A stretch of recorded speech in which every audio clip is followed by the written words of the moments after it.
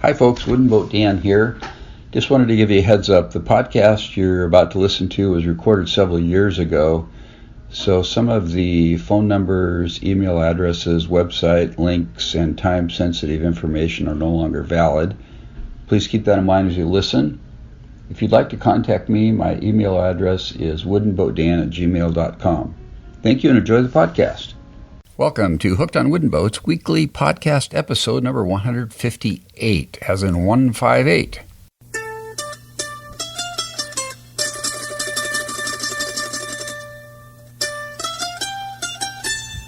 I am your host today, Dan Matson, aka Wooden Boat Dan. If you can't do it, nobody can.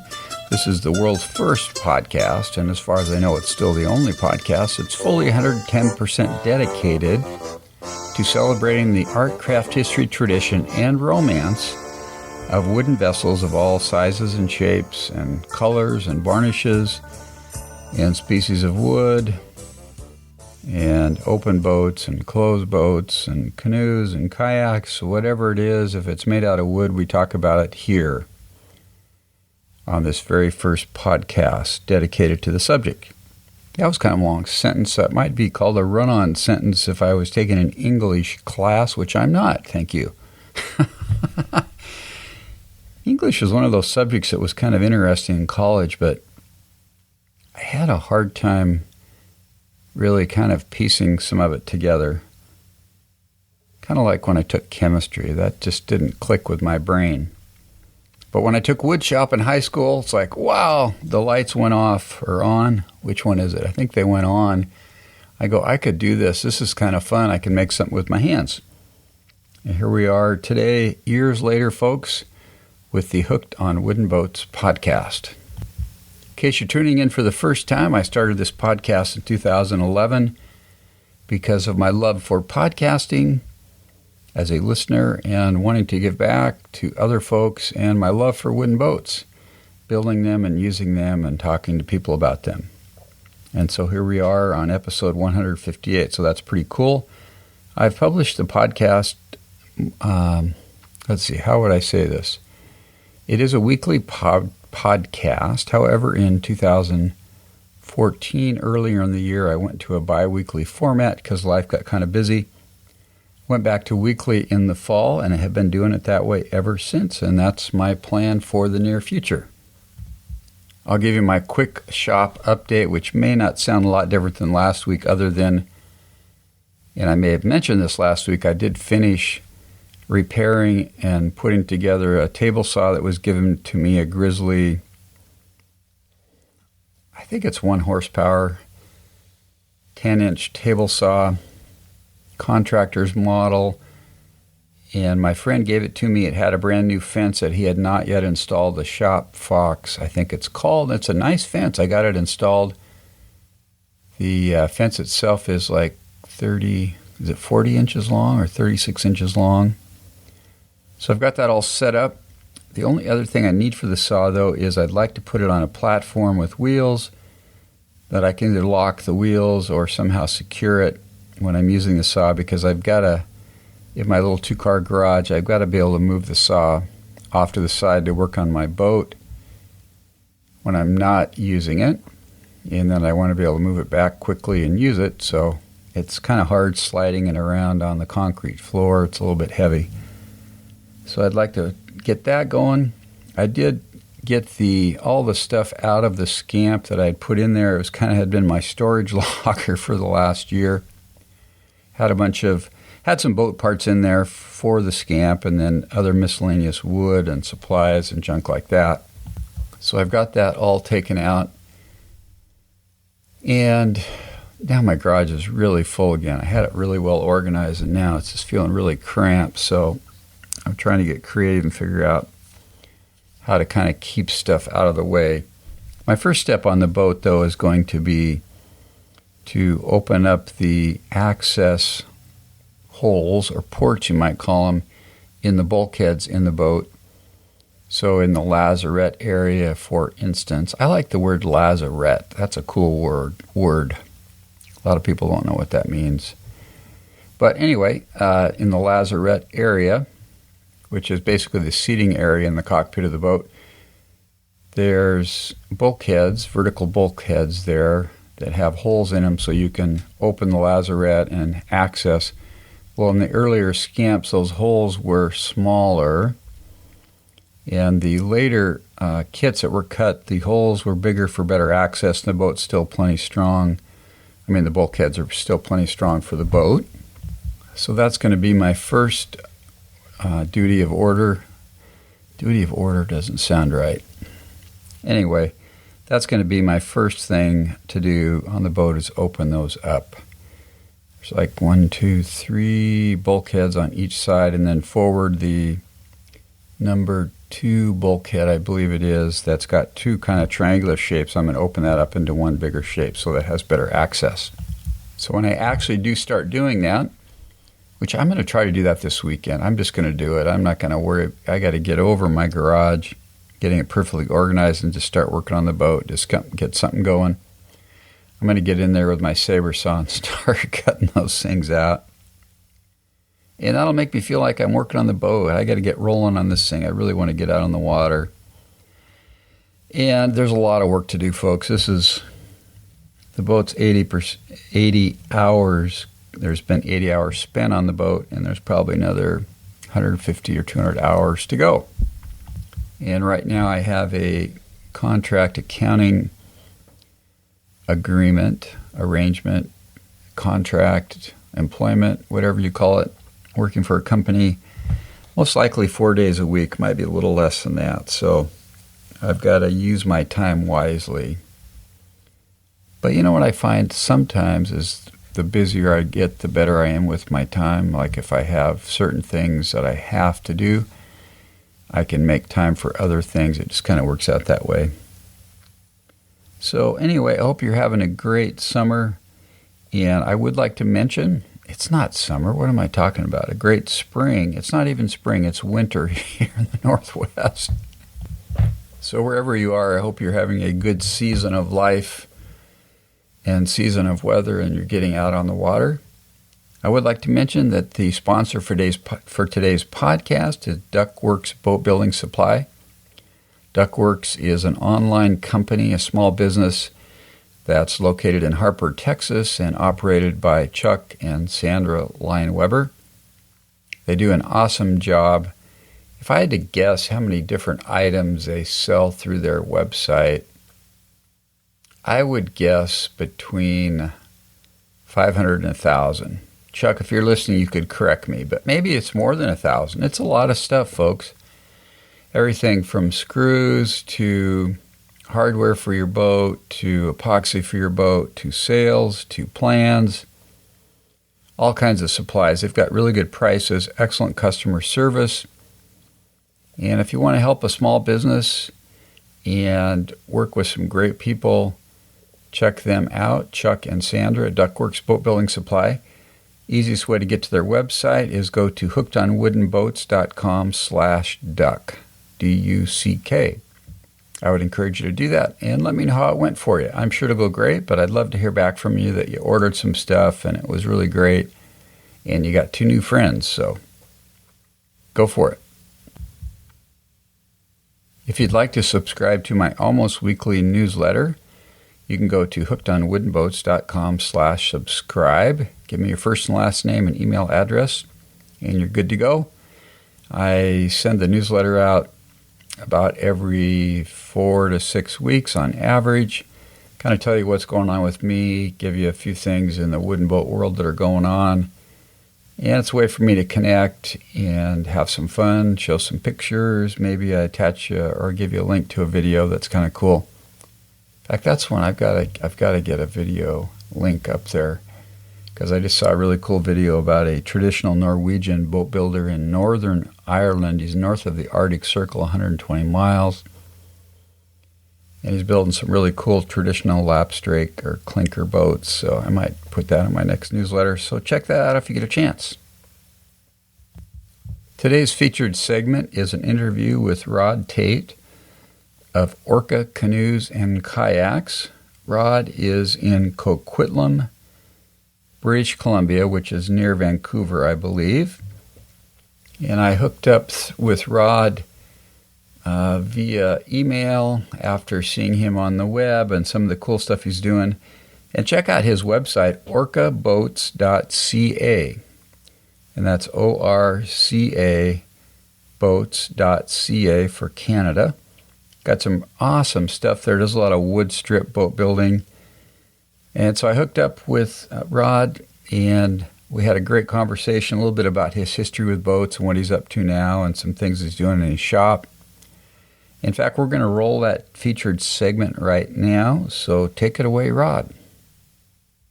It is June 8th, 2015. I am on the phone with Rod Tait of Orca Canoes and Kayaks. Rod, welcome to the podcast today. Oh, thank you very much. Yeah, it's great to have you on board. I'd sent Rod an email a couple days ago saying, hey, you want to hook up for a podcast? We've never met. So we just connected by phone today, and I appreciate you helping out here on short notice. Oh, no problem. Yeah. So before we talk about your business and some of that stuff, Rod, maybe you could start with giving us a personal biography, just a brief biography of yourself, kind of where you grew up and maybe any boating you did early in life.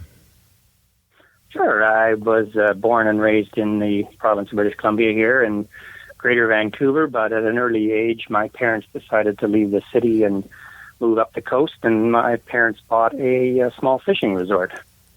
And so, for a young boy leaving the city, it was kind of a bit scary. But once we got settled into the country there, it was, certainly found that that was a life for me. We owned a few boats. We had waterfront. We had some cabins. We had boat rentals. And I grew up learning about boats from my dad and fixing boats and running boats. And you think now, children, 8, 9 years of age, being out on their own on the water, rowing and taking, other customers out and fishing boats, it just seems odd. Yeah. Now to think that would even be happening. But that was my childhood. Basically, I guess you'd say my elementary school years were spent up the coast in a small community. Not that far from the city, but certainly miles away in the different culture and the different, scenery. But unfortunately, these small little businesses, the small businesses that they had just, couldn't really survive. And I think after many years, my mother family wanted to move back. So we came back to the city of Vancouver, where I spent high school and university and college and all that, and have basically lived in various suburbs of Greater Vancouver, and that's where I am now. Okay. Well, let's back up a little bit. That's sort of, where I got the love of the water and the ocean and the boats.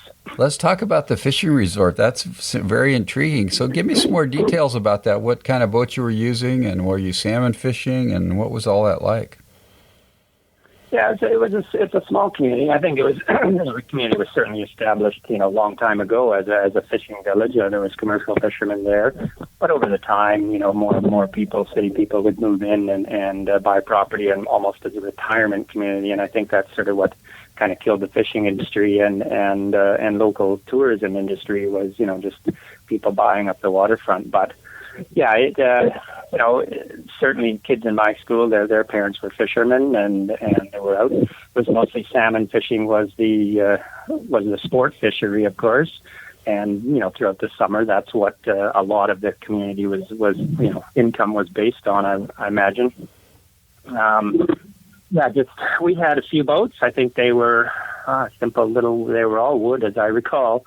They were, the one was my grandfather's. That's probably my first recollection of being in a boat, was actually in Vancouver Harbor when there was still salmon, great capacity of salmon running right into the harbor in Vancouver. We would be out with my father and my grandfather right in Vancouver Harbor catching salmon. When we moved to Pinter Harbor, which is the place we went to, my grandfather with my dad's boat, and that was the flagship of the business. But we did have some other, and a couple of small little rowboats, which were just for kids to putz around in. So did you say the fishing village was in Pender Harbor? It's called Pender Harbor. Yeah, it's a small community. It's only about with a ferry ride and a drive. It's only about 2.5 hours, 3 hours north Vancouver itself. But again, it's just a completely different world. And even now, I still have some friends up there, and we will go up there, and it's amazing.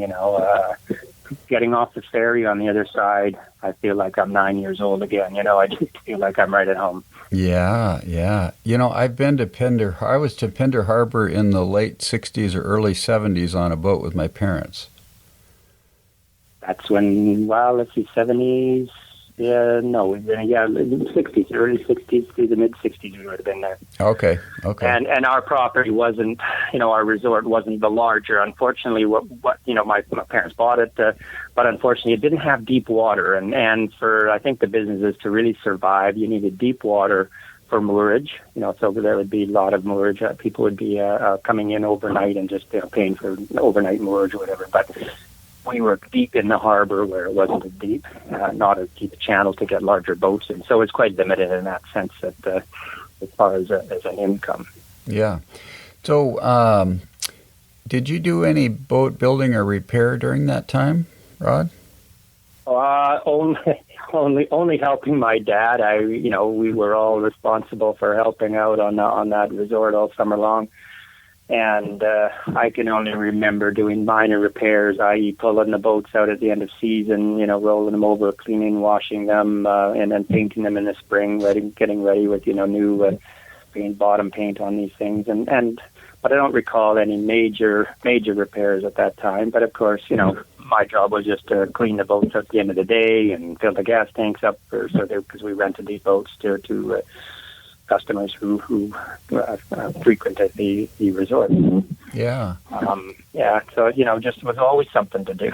Yeah. Always something to do, and when winter came and there were storms, it was fixing the dock and helping out, around there. Was there anything that needed to be done? I have an older brother who was there during the summers, but I actually came back to Vancouver to go to high school, so I was the only boy there.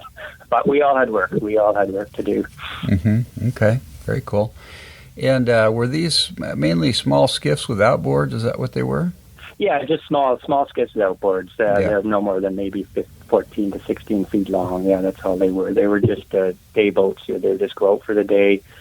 You would take probably half an hour to get outside the harbor, and there was still some pretty good fishing in that area in that time, and you went out for the day. You were pretty considered. You'd probably catch at least a salmon, each time you went out.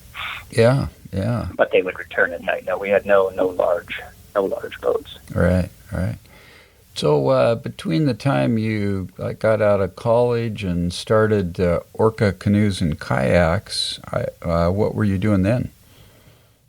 I actually graduated from college and with a diploma in recreation leadership. So I mostly worked in community centers, working with children and adults in planning and organizing recreational activities, and ended up in working with seniors for the most part. And, because in Canada, our healthcare is government funded, which means that there's highs and lows, of course, of funding. And many times over the course of my career, was close to being laid off or was laid off. And finally, after about 20 years with a career in healthcare, I kind of just said I've had enough. And I had just been married, and I said to my wife, now what do I do?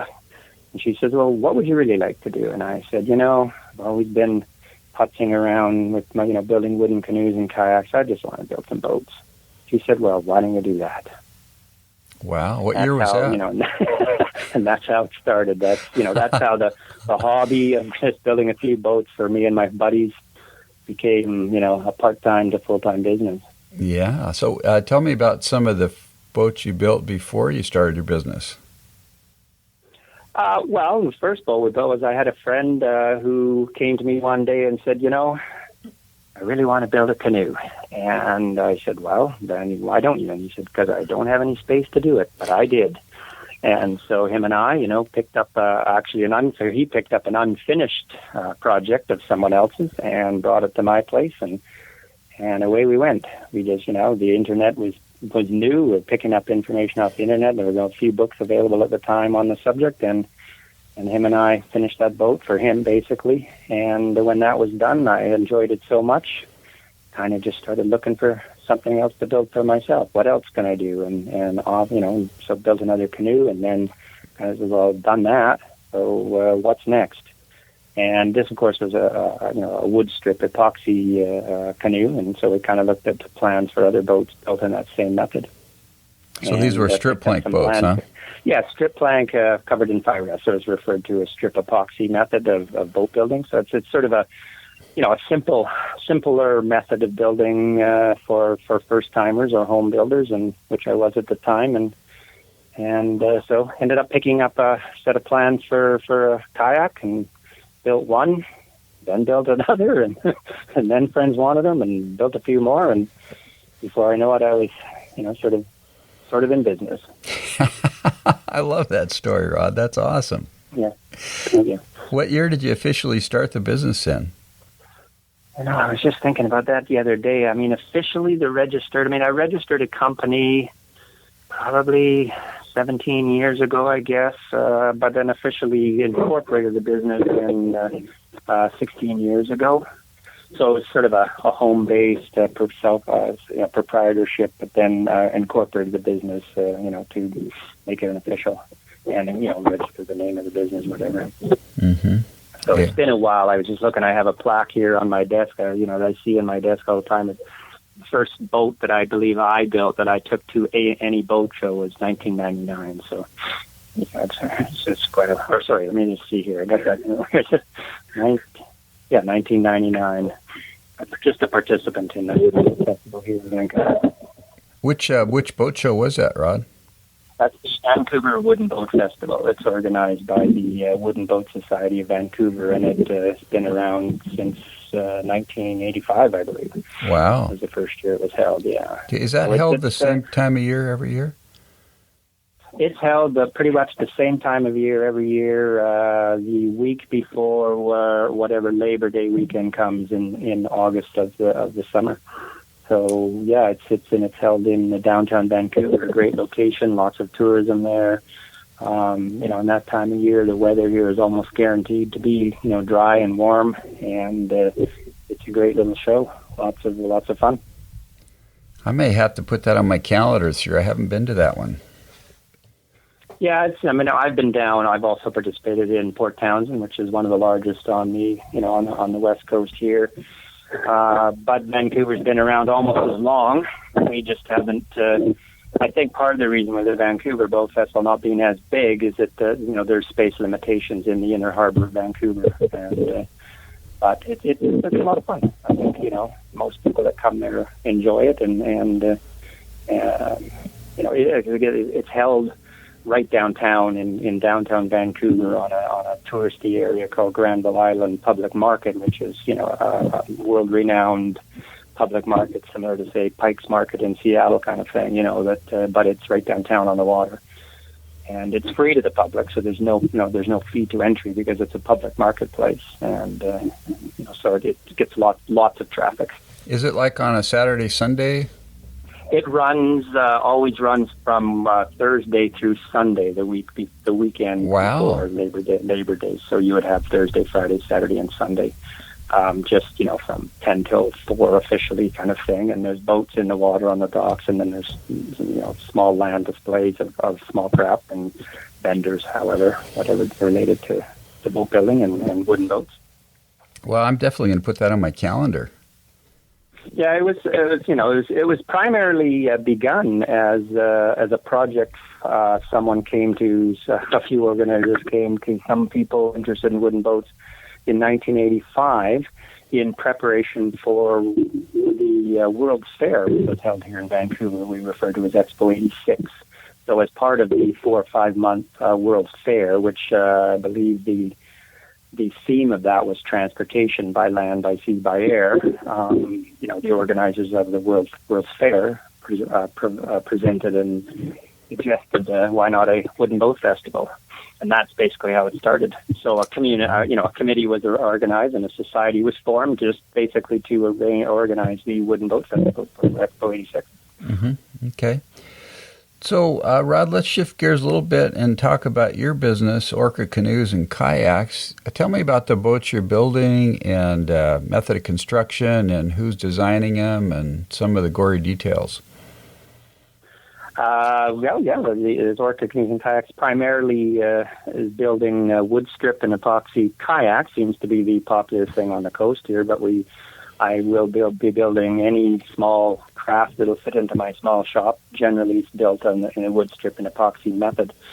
So I mill up all of my own strips from raw lumber and build them in the shop to order. We do build some other boats that customers wish, but over the years, it started out as, me just building a boat for one person.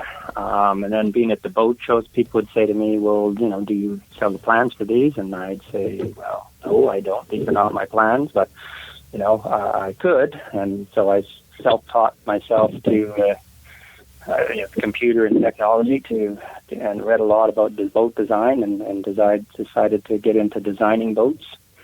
And so most of the boats that you see on our website are my own designs, of which we sell the plans for and kits for. But basically, we'll build any small boat that can fit in the small shop, and do a lot of repairs as well. So we're doing a lot of repairs on old canvas boats, old canvas canoes, the Chestnuts, Peterboroughs. You'll recognize those names. They come in probably 3 or 4 of those a year. I have several in the shop right now. We're basically doing some restoration as well. I also used to teach boat building. I don't do that anymore, but that was another thing that people at a boat show would be asking as well. I would love to do this, but I don't know how. Do you teach?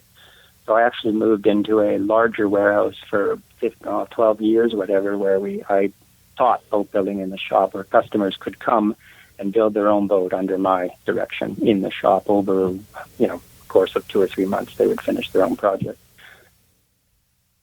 Wow. And that's, so it's a little of everything. I mean, these small businesses, I think if you speak to any small boat builder, it's, the income is generated from a variety of different things that are done. There's custom built boats, there's repairs, there's selling of parts and pieces and kits and just little bits and pieces over the internet, but it all adds up. So you're selling kits, you're selling plans, and you're selling finished boats also, huh? Correct. I see. How many boats a year are you building there, Rod, roughly?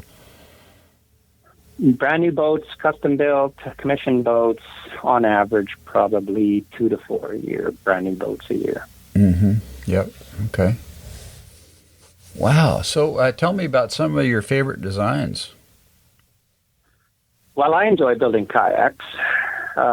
They take a little longer than building a canoe, but I think with the kayak, there's just a little more opportunity for custom building the boat to size. So we'll actually take designs and, measure people up, so they plug their weights in. All this can be entered into the computer, so that the boat that they get is suited perfectly to them, their height, their weight, and their needs. But I enjoy building the kayaks because, if you look at the pictures of wood strip kayaks on the internet and on my website, you're going to see all kinds of artwork that can be, incorporated, inlaid into the wood. So you're using the different varieties of wood, the different colors of wood, different densities of woods to create, different patterns, and that's what I enjoy. So it's not just building a watercraft that is, to be used to move from point A to point B, but it's also a piece of art, and it's a kind of a personal expression of the woods and the customer's wishes. So that's what I enjoy doing. It can be, we're doing a bit in canoes as well, but it doesn't seem to be as common. Mm-hmm. Yeah. What's your most popular kayak design?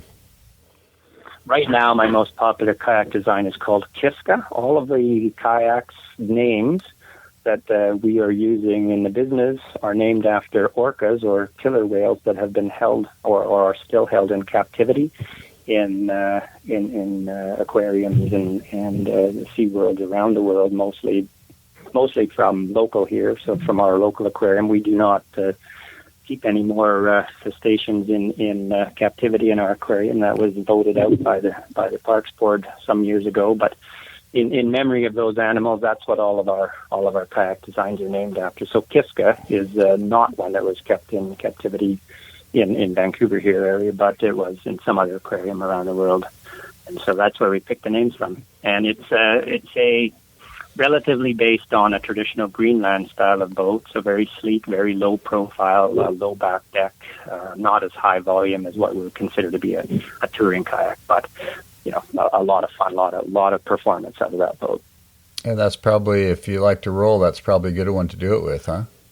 Exactly, yes. And I think there's been a trend. We do all the boat shows. I go to all the other festivals and talk to all the major manufacturers of fiberglass production boats and says, what are the trends and what are people looking for? And that seems to be the trend amongst an experienced kayaker seems to be moving back towards more very traditional lines based on historical old boats that are found in museums. And maybe that's just because they found that those, actually perform, I've always said to people, a couple of thousand years of trial and error, far outweighs, 20 years of, computer technology. So in the designs, right? You can design on a computer, but, the Inuits and the people of Greenland have been doing this for thousands of years, and they've kind of perfected it, for their needs. So do you build that seems to be the trend right now. Do you build the Greenland paddles for those boats too? I do custom build paddles. Yes, they're very labor intensive, so they can be kind of expensive compared to a store bought one. But it seems to be quite a few people just don't seem to understand that the theory and technology behind a Greenland paddle. If I held it up to at a boat show, they go, you can't get anywhere with that. Right. When you explain to them the science behind it, then it makes clear sense that so that again is where thousands of years of trial and errors far outweighed computer technology versus what we refer to as a Euro paddle, a traditional wide blade, long shaft wide blade paddle that's used in kayaks these days. But most of my customers that I've built a Greenland paddle for generally will tell me that once they've kind of gotten used to it and perfected the technique of a Greenland paddle, they will never go back to a standard commercially made Euro style paddle. Yeah. Is part of the idea with that Greenland paddle is have a little bit higher cadence than with a Euro blade? Yeah, well, I usually will tell people that, to get from 0 to 3 knots, you're going to have to push a little harder to get a boat moving. But once moving, the blade through the water is more efficient. And it's just a matter of the water being able to flow around the blade. People think, we're pushing water, and it's not really the case. You're trying to push the blade through the water. And a wide blade causes a lot of turbulence. It causes a lot of friction in the water. And a lot of that energy is wasted to that turbulence, whereas a Greenland paddle basically has the same surface area because it's just longer and narrower, and yet it's actually a slightly rounded blade. If you look at the end of the Greenland paddle, it's kind of a dihedral shape. The water actually can flow around the paddle easier as it's moving through the water without any loss of propulsion forward.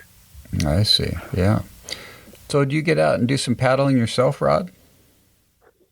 Haven't certainly not as much as I would like to, and certainly not as much as we used to. I have 2 small children now, and so we're probably in more canoeing as a family than we do kayaking. But last summer was the first time that we took our 2 little girls into kayaks for an adventure 3-day trip, and they just loved it.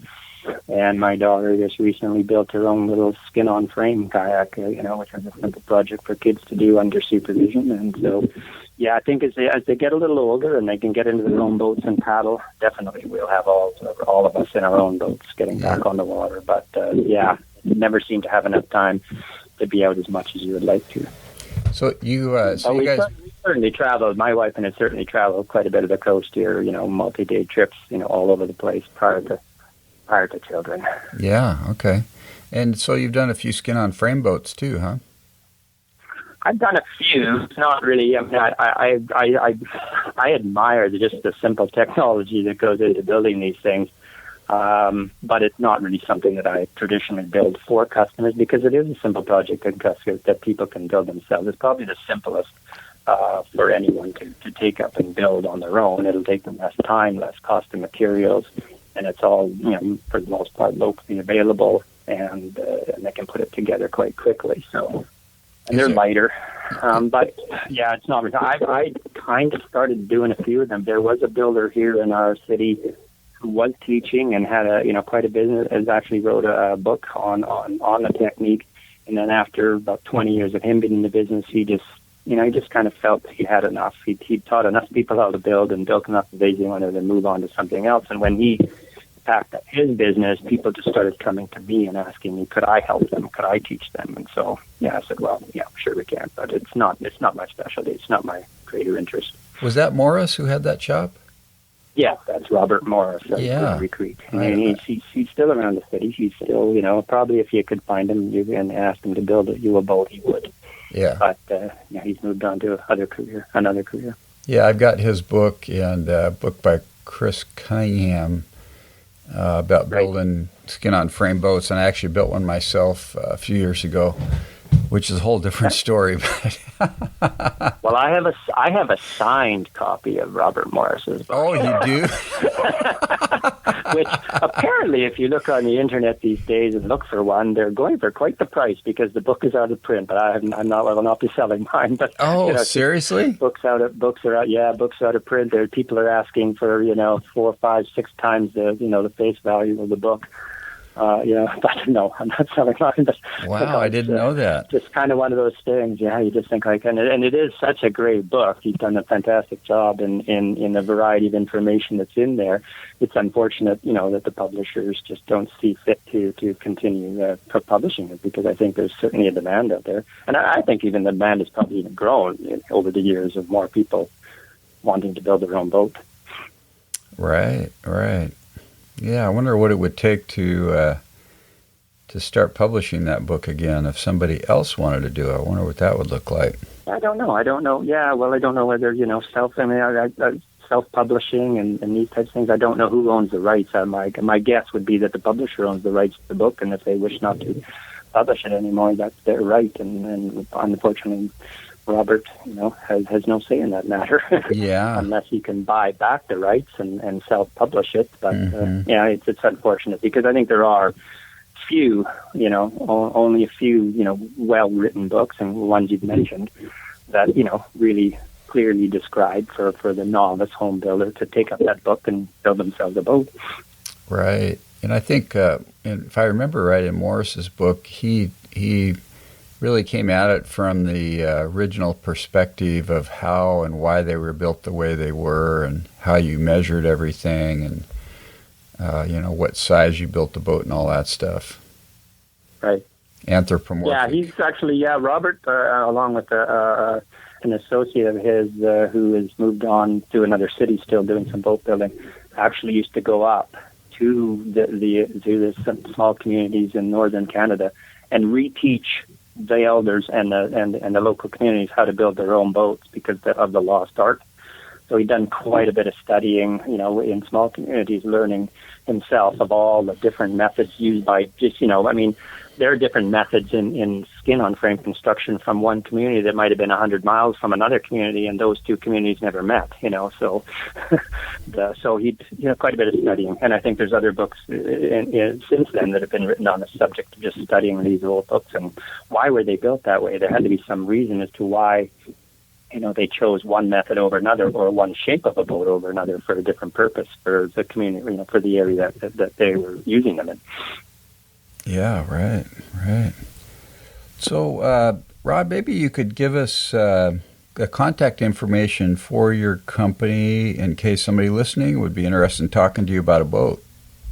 Sure. Yeah, you can reach me through my website, which is www.orcaboats.ca for Canada. And the email address can be found through the website or just by using info@orcaboats.ca. My phone number here is area code 604-312-4784. Okay, very good. And that's Orca, O-R-C-A, boats. EOATS, yep, all one word, .ca for Canada. Yeah, very cool. Okay. Anything else you'd like to talk about, Robert, that comes to mind about wooden boats or anything we've gone over you'd like to go into more detail about? No, but I think I'd maybe take an opportunity to put a push in for the Vancouver Wooden Boat Society. I'm on the board of, and we're still trying to, we organize the Wooden Boat Festival every year. Like I said, you've got the dates on that. That can be found through the Wooden Boat Society's website, which is vancouverwoodenboat.com. And you'll see the information about upcoming festivals and what we do there. And, we just try and encourage people who own wooden boats or are interested in wooden boats to join the society and get involved. Okay, and is the festival it's not the same weekend as Labor Day, but it's a weekend before? It's always the weekend before, yeah. So if Labor Day, quite often there's 5 weeks in August, whatever Labor Day falls late in the year. Yeah. But it's always the weekend before. That's when they will book the area for the festival. Yeah. Okay, very cool. Well, I really appreciate being on the podcast, Rod, and we'll stop the recording here in a second, but then you and I will chat for a minute. So thanks for being on the show today. Oh, I appreciate you calling. Thank you very much. Okay, thanks. Thanks, Rod, for being part of the Hooked on Wooden Boat journey. Again, Rod's website is orcaboats.ca. Check it out. Give him some business. He's a great guy and has some beautiful, very artistic-looking boats that I'm sure function very well in the water. If you'd like to connect with me, you can do so by email, woodenboatdan@gmail.com. And you can also find me on Twitter, Facebook, Pinterest, and YouTube. I'm not super active there, but Wooden Boat Dan is alive and well there.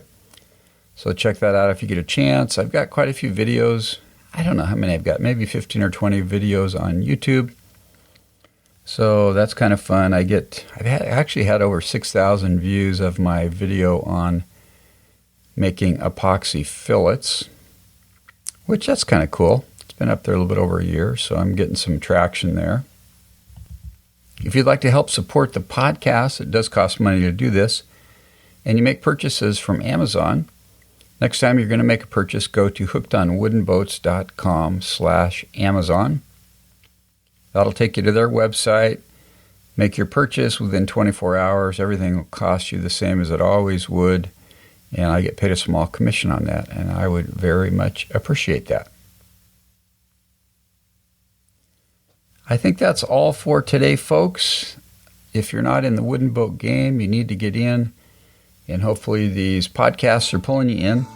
I do want to mention also that if you have ideas for future podcasts, ideas for content, people I could interview or subject I could talk about, I would appreciate if you would send me that information.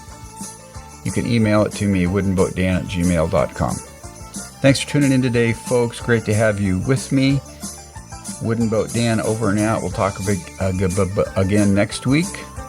God bless. Keep the bright side up and the barnacled side down. Bye-bye.